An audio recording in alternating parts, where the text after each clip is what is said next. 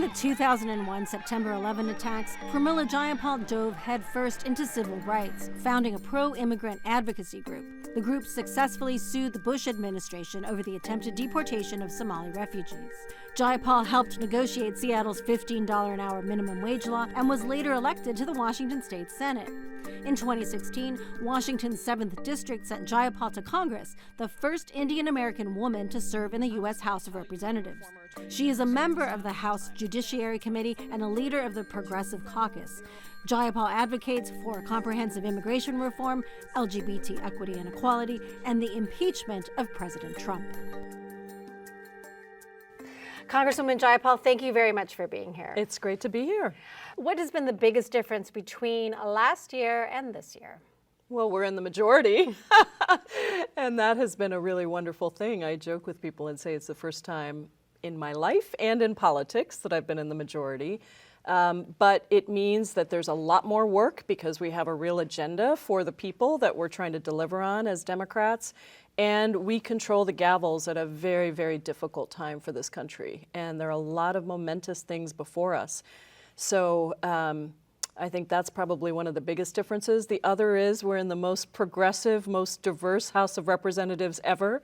And I was just elected in December, the co-chair of the Congressional Progressive Caucus, which is our largest values-based caucus. We have over 100 members, and we're about 40% of the Democratic caucus. So that has been an enormous amount of work and leadership opportunity on all kinds of issues that I care about, from healthcare to foreign affairs to immigration.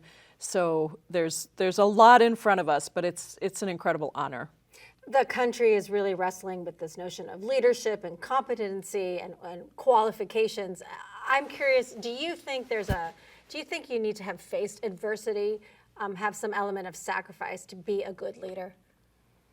I think that when you have been through adversity and when you have had to deal with things not going your way, and even when you have felt like a minority in some way, shape, or form, it is very helpful to understand the travails and the challenges that regular people across the country have. It's a very funny thing to be in office, and particularly the higher and higher you get in Congress, our life is so unusual. And I think that sometimes you forget what life is like for everybody else. And so it's really important as we're making these policies to have people who understand what that means. And even when I interview people to this day, I ask people, what is the hardest thing that you have been through? It doesn't have to be professional, can be personal, but what did you learn from it? How do you deal with it? And how does it inform who you are today? So do you think there is room for some degree of empathy or compassion towards the current administration?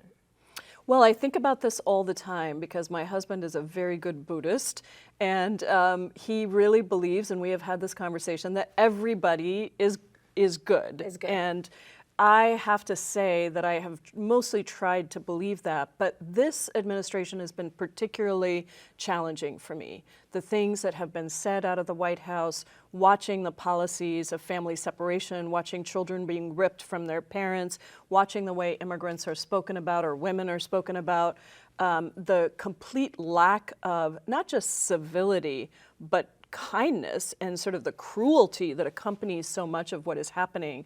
The egotism, the narcissism, it's very, very difficult for me, but I do try to remember that at some point that was probably there. I don't see much of it today.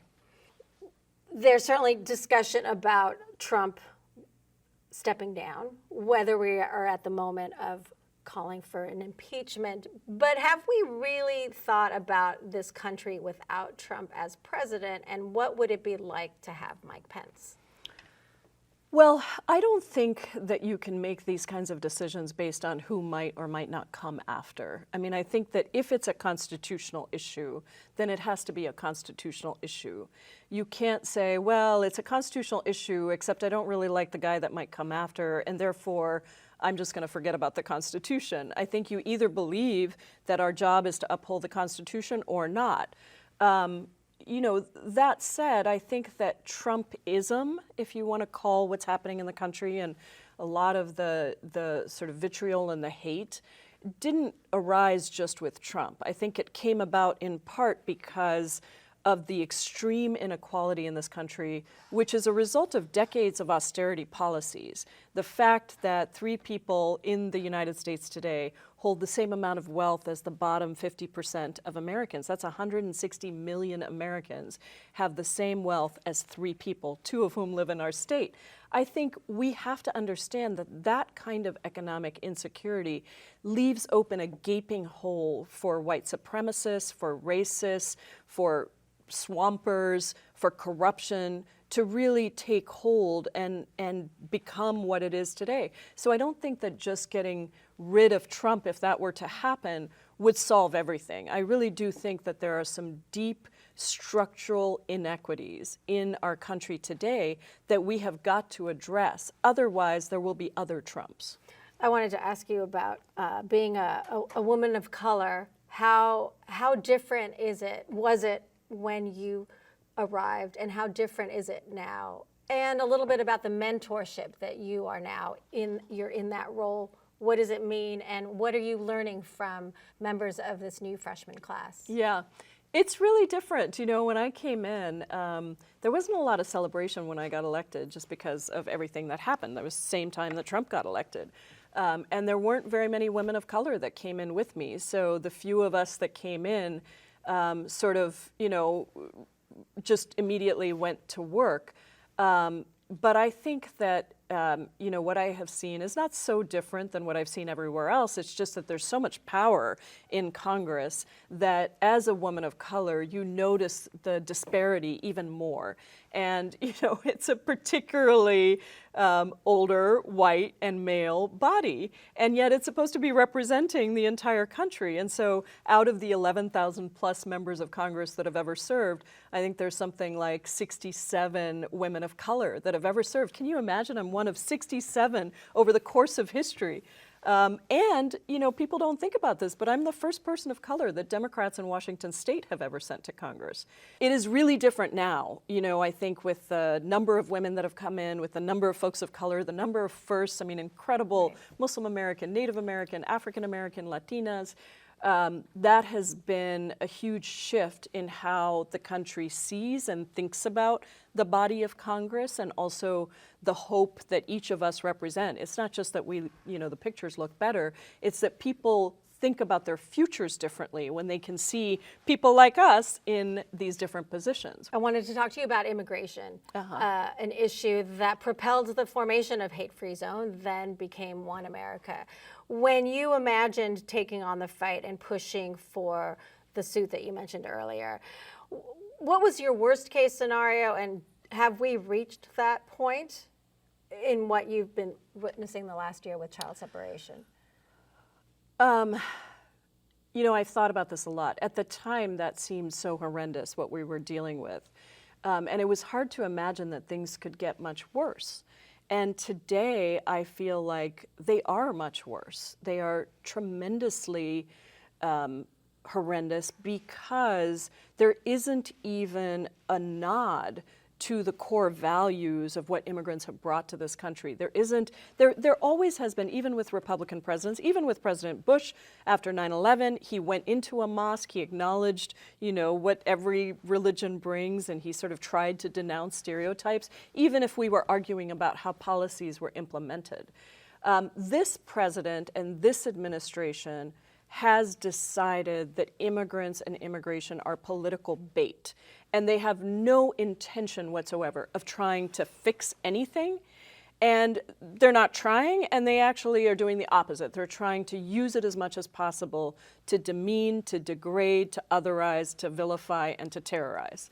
And so when you have something like that, you end up with a particularly cruel set of policies and actions. And I'm just glad that I came to Congress. I mean, there couldn't be a better time for an immigrant. I'm one of only 14 members of Congress who is an immigrant myself, born outside of the United States and naturalized, but also somebody who has spent 20 years working on this issue. I know it like the back of my hand, and it has been really valuable in my first couple of years and will continue to be an area where I think I can take real leadership. But that's not, none of that is going to happen under this president. It is the one area that I don't feel particularly hopeful about in terms of getting real changes through. with this administration. So what does it mean to you when the words fix the border are uttered? I mean, it's just such a ludicrous phrase. You know, the border is more secure than it has ever been in the history of our country. We have more troops, more military spending on the southern border than the military budgets of numerous countries put together. The issues that we are seeing are not about the border. They are about how we invest in and deal with the phenomena that drive migration in other countries. That's climate change and drought and all of those conditions. It's war, it's economic poverty. And then about, on our side, the refusal to fix a system that everybody knows is broken, and the hypocrisy of a country that continues to benefit from the labor of undocumented immigrants and immigrants in general, and yet refuses to allow a real pathway for people to be able to live here with dignity and in the light. Can you talk to me a little bit about your call for the abolishment of ICE? Yeah, what I've said is, and what our bill never was called Abolish ICE, but that is what everybody wants to call it, was that we had immigration enforcement before ICE as a department was started, and we will have it after ICE has started. However, the department that is the Immigration and Customs Enforcement Bureau is incredibly profit-driven. The majority of detention facilities where immigrants are held are for-profit detention facilities. The standards are horrendous. Kids are dying, people are dying. And this isn't just an advocate. We have numerous GAO studies, the Government Accountability Office, nonpartisan office that investigates different departments, that have said that ICE is not an effective agency. It does not meet the standards that we have set out, and we as Congress should make sure that our immigration enforcement is humane and that it is carried out with the kinds of values that we would be proud of. So I think ICE as an agency doesn't work, and we should reform it. And that was what my bill did. It created a commission and that would have studied the issue and come up with a proposal for how we do immigration enforcement in a humane way, but without the department that is currently called ICE, that frankly, all it does is take money for-profit providers of detention facilities and then abuses any standards that we in Congress set up, any accountability that we have. So I think it's time for ICE to be changed and for us to have an immigration enforcement system that reflects who we are as a country. Thank you very much. Thank you. Congresswoman.